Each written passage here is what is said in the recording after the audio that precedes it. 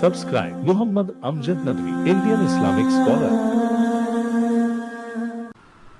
اعوذ باللہ من الشیطان الرجیم بسم اللہ الرحمن الرحیم اولم یہد لہم کم اہلکنا من قبلہم من القرون یمشون فی مساکنہم ان فی ذلک لآیات افلا یسمعون اولم يروا أنا نسوق الماء إلى الأرض الجرز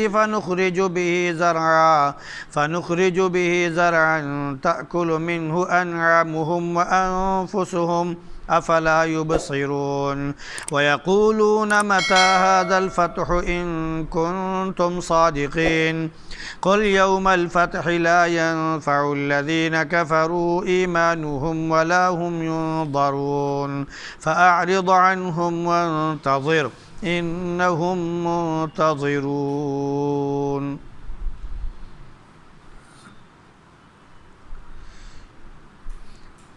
اولم یہد لہم کم اہلکنا من قبلہم من القرون.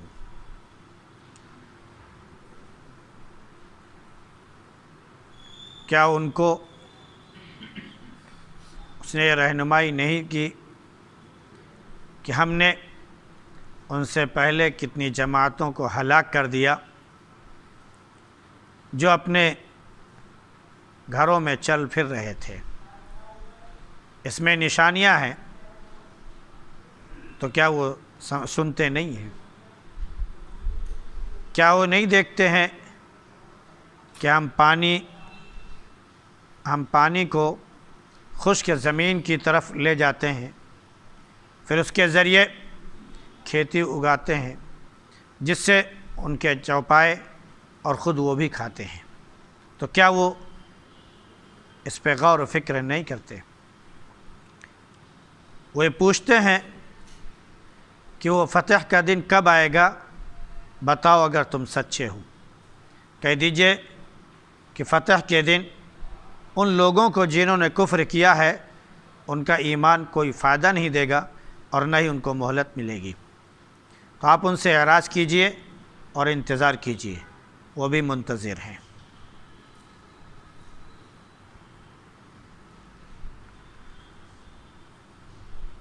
گزشتہ آیات میں اس بات کا ذکر تھا کہ موسیٰ علیہ السلام کو جو کتاب دی گئی ہے اللہ کی طرف سے تو اس کے ملنے میں کوئی شک اور تردد نہیں ہونا چاہیے، یا یہ کہ موسیٰ علیہ السلام کی اللہ سے ملاقات میں کوئی شک نہیں ہونا چاہیے، یا یہ کہ نبی کریم صلی اللہ علیہ وسلم کو بھی اسی طرح کتاب دی جائے گی اور اس میں بھی کوئی شک نہیں ہونا چاہیے. یہ اللہ نے ہدایت بنائی تھی کتاب کو بنی اسرائیل کے لیے، اور ان میں ائمہ اور پیشوا بھی بنائے گئے جو اللہ کے حکم سے وہ رہنمائی کیا کرتے تھے اور اللہ کی باتوں پر وہ یقین رکھتے تھے. پھر اللہ قیامت کے دن فیصلہ فرمائے گا ان تمام چیزوں کے بارے میں جس میں لوگ جھگڑتے ہیں. اس ذکر کے بعد کہ موسیٰ علیہ السلام کو کتاب دی گئی بالکل برحق، اللہ نے ہدایت کا ذریعہ بنایا بالکل برحق، ان میں پیشوا پیدا کیے بالکل برحق، اور فیصلہ آخرت میں فرمائے گا جس میں لوگ اختلاف کرتے ہیں، یہ بات بھی بالکل برحق. یہ بتانے کے بعد، آخرت کا ذکر کرنے کے بعد، اللہ رب العزت نے ان کافروں کو، اختلاف کرنے والوں کو، قیامت کے دن پر ایمان نہ رکھنے والوں کو دنیا ہی میں مثالیں دے رہا ہے کہ ذرا تم دیکھ لو، ہم آخرت میں جو عذاب دیں گے تو وہ بہت بڑا عذاب ہوگا دنیا کے عذاب کے مقابلے میں. لیکن ایسے کافروں، نافرمانوں اور مشرکوں کو جو ہم نے دنیا میں سزا دی ہے ان کو بھی دیکھ لو. تو کیا ان کی سمجھ میں بات نہیں آتی ہے؟ وہ منظر دیکھ کر، وہ علاقے دیکھ کر، ان قوموں اور بستیوں کو دیکھ کر جن کو ہم نے تباہ کیا، چاہے وہ عاد ہوں، چاہے وہ سمود ہوں، یا دیگر کوئی بھی قوم ہو جن کو اللہ نے ہلاک کیا، اور وہ اب دیکھتے ہیں کہ وہ اپنے علاقوں میں بڑے خوشحالی کے ساتھ اور پرامن طریقے سے وہ چل رہے تھے، پھر رہے تھے، اللہ کا دیا ہوا کھا رہے تھے، اس کی نعمتوں پر پھر بھی وہ اترا رہے تھے اور اللہ کا انکار کر رہے تھے، تو اللہ نے ان کو تہبالا کر دیا، ان کو ختم کر دیا، برباد کر دیا۔ اس میں نشانیاں ہیں ان لوگوں کے لیے جو سننا چاہیں، اور جو نہ سنیں تو ان کے لیے عبرت ہے۔ اس کے بعد دوسری بات بیان فرمائی کہ کیا وہ یہ دیکھتے نہیں کہ ہم پانی کو خشک زمین کی طرف لے جاتے ہیں۔ ایک تو خشک زمین کی طرف سے مراد یہ ہے کہ جہاں پر بارش نہ ہو یا پانی موجود نہ ہونے کی وجہ سے، یا ایسی زمین اور بنجر ہونے کی وجہ سے کہ وہاں پر کوئی چیز اگ نہیں سکتی ہے، وہ ساری چیزیں یہاں پر مراد ہیں۔ تو اللہ نے وہاں پر پانی کا انتظام کر دیا۔ اب اس کے ذریعے سے وہاں پر کھیتیاں اگتی ہیں، وہاں پر تمام قسم کے پھل فروٹ وہ تیار ہوتے ہیں۔ اب وہ انسان خود بھی کھاتا ہے اور اس کے چوپائے بھی اس میں سے کھاتے ہیں۔ جو نباتات اللہ نے اگائے ہیں، چاہے وہ گھاس پھوس ہو تو یہ تو جانوروں کے لیے ہے ہی، اس کے ساتھ ساتھ ہم جو چیز اگاتے ہیں، دھان ہے، گیہوں ہے، دال ہے، وغیرہ وغیرہ، سبزی ہے، تو آپ یہ دیکھتے ہیں کہ یہ جو غذائیں ہیں یہ ہم کھاتے ہیں، لیکن ان کا بھوسا اور ان کے پتیاں جانور کھاتے ہیں۔ اسی طرح جو ہمارے پھلوں کے درخت ہیں، پھل ہم لوگ کھاتے ہیں اور اس کی پتیاں مویشیاں کھاتے ہیں، وغیرہ وغیرہ۔ تو اللہ نے کہا کہ دیکھتے نہیں کہ ہم پانی لے جاتے ہیں اس جگہ جو خشک زمین ہے، پھر وہاں ہم کھیتیاں اگاتے ہیں اور اس کے ذریعے پھر سب کچھ آباد کر دیتے ہیں، تو سب لوگ اس سے مستفید ہوتے ہیں اور کھاتے ہیں۔ اور دوسرے یہ بھی ہو سکتا ہے کہ جیسے ایک زمین ہے اور بارش نہ ہو رہی ہو تو زمین خشک ہو جاتی ہے، لیکن اللہ نے پانی کا ایک عجیب انتظام کیا ہے کہ جتنی بارش ہوئی آپ یہ دیکھ رہے ہیں یہ کہیں اوپر نہیں رہے گا، یہ دھیرے دھیرے پانی زمین کے اندر جذب ہو جائے گا۔ اور اللہ نے ایسا نظام بنایا ہے کہ پانی زمین میں جانے کے بعد یہ نہ سڑتا ہے، نہ یہ گلتا ہے، نہ یہ خراب ہوتا ہے، بالکل ایسے ہی جیسے اوپر سے صاف و شفاف آیا، پانی اندر جانے کے بعد پھر یہ صاف و شفاف ہوتا ہے۔ ہم اسے سمرسیبل کے ذریعے، ٹیوب ویل کے ذریعے، ہم ہینڈ پائپ کے ذریعے اور دیگر تمام چیزوں کے ذریعے ہم پھر اسے نکالتے ہیں تو بالکل وہ بالکل صاف و شفاف اور منرل واٹر ہمارے لیے ہوتا ہے۔ اور ہم کیا کرتے ہیں کہ اس میں جو بھی تھوڑا بہت جراثیم ہوتے ہیں اس کو ختم کر کے اور آر او وغیرہ سے اس کو صاف کر کے پھر ہم پانی پیتے ہیں جو ہمارے لیے نقصان دہ ہو جاتا ہے۔ اللہ نے جو پانی فطری طور پر پیدا کیا ہے وہی ہمارے لیے ہے۔ بھائی ہم مٹی سے پیدا ہوئے ہیں، مٹی کی چیز وہ بھی ہے، اب اگر اسی سے ملتی جلتی چیز اس کے جسم میں موجود ہے تو وہ اس کے افزائش کا اور اس کے کیا بولتے ہیں صحت مندی کا ذریعہ ہے۔ لیکن اگر ہم وہ چیز ختم کر دیں جو ہمارے لیے صحت کا ذریعہ بن سکے تو نتیجہ کیا ہوگا کہ ہمارے اندر بیماریاں پیدا ہو جائیں گی۔ اس لیے آپ دیکھیے کہ آر او کا جو لوگ پانی پیتے ہیں، ایک وقت آتا ہے کہ ان کے جسم سے اندر جو اللہ رب العزت نے قوت مدافعت رکھی ہے کہ کسی بھی بیماری سے لڑنے کی طاقت رکھی ہے، آر او کا پانی جو استعمال کرنے والے ہوتے ہیں مستقل کرتے ہیں تو ان کے اندر سے ان کی تمام یہ قوت ختم ہو جاتی ہے۔ پھر جیسی ان کو کوئی بیماری لاحق ہوتی ہے تو وہ بالکل ڈھیر ہو جاتے ہیں اور لڑنے کی طاقت بیماری سے ان کے اندر نہیں ہوتی۔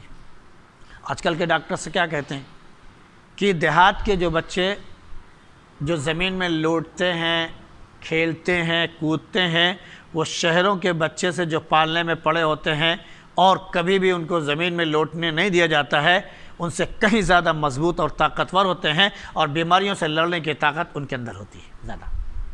یہ آج کے ڈاکٹر سے کہہ رہے ہیں۔ اور دیہاتوں میں کیا ہوتا ہے کہ مائیں جو اپنے بچوں کو چھوڑ دیتی ہیں وہ زمین میں گھسٹ رہا ہے، دوڑ رہا ہے، لوٹ رہا ہے، زیادہ کیا ہوا، بعد میں اس کو وقت ہوا اسے دھویا، صاف کیا، کپڑا پہنایا، سلا دیا۔ 8 سال 10 سال کا بچہ ہوتا ہے، وہ گلیوں میں کھیل رہا ہے، وہ کبڈی کھیلتا ہے، وہ گلی ڈنڈے بھی کھیلتا ہے، وہ دوڑتا بھی ہے، وہ ادھر ادھر ساری چیزیں کرتا ہے، تو ساری مٹی اس کے جسم میں لگتی رہتی ہے تو اس کے اندر قوت مدافعت زیادہ موجود ہوتی ہے۔ اور ہم کیا کرتے ہیں شہر کے اندر یہ چیز استعمال کر کے ساری چیزیں ختم کر دیتے ہیں۔ نہیں، فطری چیز آپ استعمال کیجیے۔ آج جو بیماریاں پیدا ہو رہی ہیں وہ یہی وجہ ہے کہ ہم فطری چیز کو غیر فطری بنا دیتے ہیں۔ اللہ نے جیسے پیدا کیا ہے وہ اسی اعتبار سے ہمارے لیے مناسب ہے۔ تو اللہ نے فرمایا کہ ہم اس سے کھیتیاں اگاتے ہیں، تو چوپائے بھی کھاتے ہیں اور وہ بھی کھاتے ہیں، تو یہ غور و فکر کا مقام ہے۔ اب رہا معاملہ کافروں کا، تو وہ سوال اٹھاتے ہیں کہ وہ فتح کا دن کب آئے گا، یہ فتح کا دن کیا ہے؟ بعض جگہ فتح کا دن مفسرین نے یہ بھی بیان کیا صحابہ کرام رضی اللہ تعالی علیہم اجمعین کے حوالے سے کہ یہ فتح کا دن جو ہے وہ جنگ بدر ہے یا فتح مکہ ہے، جب اللہ کے نبی صلی اللہ علیہ وسلم نے مکہ فتح کیا۔ اور یہ صحیح بھی ہے کہ کافروں کے لیے یہ عذاب تھا۔ جنگ بدر ہوئی، 70 سردار مارے گئے، 70 ہی قید کیے گئے، اور ان کے اوپر ایک بڑی مصیبت ٹوٹ پڑی کہ ان کو تاوان بڑی بھاری مقدار میں دے کر آزاد اپنے آپ کو کرانا پڑا، جو مسلمانوں کے ترقی کا، ان کے کیا بولتے ہیں کہ خوشحالی کا ذریعہ بنا۔ جہاں تک فتح مکہ کی بات ہے تو اللہ کے نبی صلی اللہ علیہ وسلم نے جب مکہ فتح کیا تو سارے کافروں کے اوپر مایوسی چھا گئی، ان کو اپنے سارے گناہ یاد آنے لگے۔ ہم نے اللہ کے نبی کو ایسے پریشان کیا، ہم نے صحابہ کو اس طرح تکلیفیں دی، ہم نے اس طرح ان کو کیا بولتے ہیں ریگستان میں لٹایا، اور اس طرح ہم نے ان کے اوپر بھاری بھاری پتھر رکھے، سارے سب کو گناہ اپنے اپنے یاد آنے لگے۔ انہوں نے کہا کہ جو ہم نے کیا تھا آج ہمارے ساتھ وہی ہوگا۔ اللہ کے نبی صلی اللہ علیہ وسلم نے پوچھا کہ بتاؤ کیا کیا جائے تمہارے ساتھ؟ سب کے اس پر زبانوں پر تالے لگے ہوئے تھے، بس زبان سے ایک ہی لفظ نکلا، آپ تو رحمت للعالمین ہیں، آپ تو بڑے رحم دل ہیں، آپ تو اقربا پروری کرنے والے ہیں، آپ رشتہ داری کو بڑی خوبصورتی کے ساتھ نبھانے والے ہیں، تو گویا آپ بڑے رحم دل ہیں، رحم فرما دیں۔ اللہ کے نبی صلی اللہ علیہ وسلم نے اعلان کیا، سب سے پہلے کہا کہ جو ابو سفیان کے گھر میں، حالانکہ ابو سفیان خود ایک وقت تھا کہ دشمن تھے لیکن اسلام قبول کیا، اللہ رب العزت نے، اللہ کے نبی صلی اللہ علیہ وسلم نے فرمایا جو ابو سفیان کے گھر میں داخل ہو جائے اس کو عام معافی ہے۔ اب ایک آدمی کا گھر کتنا بڑا ہو سکتا ہے، جتنے لوگ داخل ہو گئے۔ اللہ کے نبی نے دوسرا اعلان کیا جو حرم کے اندر داخل ہو جائے وہ محفوظ۔ اس وقت حرم اتنا لمبا چوڑا نہیں تھا، تھوڑا سا محدود دائرہ تھا، اس میں بھی لوگ بھر گئے۔ اللہ کے نبی صلی اللہ علیہ وسلم نے ایک اور اعلان کیا جو اپنے گھروں میں گھس کر داخل ہو جائے اور دروازہ بند کر لے وہ اس کی بھی معافی۔ اب سب کو عام اعلان ہو گیا، سب اپنے اپنے گھروں میں داخل ہو گئے۔ آپ نے اعلان کیا، بتاؤ تمہارے ساتھ میں کیا سلوک کر سکتا ہوں؟ سب کے زبانوں پر تالے تھے۔ اللہ کے نبی صلی اللہ علیہ وسلم نے فرمایا آج میں تم سے وہی کہتا ہوں جو حضرت یوسف علیہ السلام نے اپنے بھائیوں سے کہا تھا، لا تثریب علیکم اليوم، آج تمہارے اوپر کوئی گناہ نہیں ہے، اذهبوا انتم الطلقاء، جاؤ تم سب آزاد ہو، کوئی گناہ نہیں آیا تمہارے اوپر، کوئی پوچھ گچھ نہیں آیا تم سے، عام معافی کا اعلان کیا جاتا ہے۔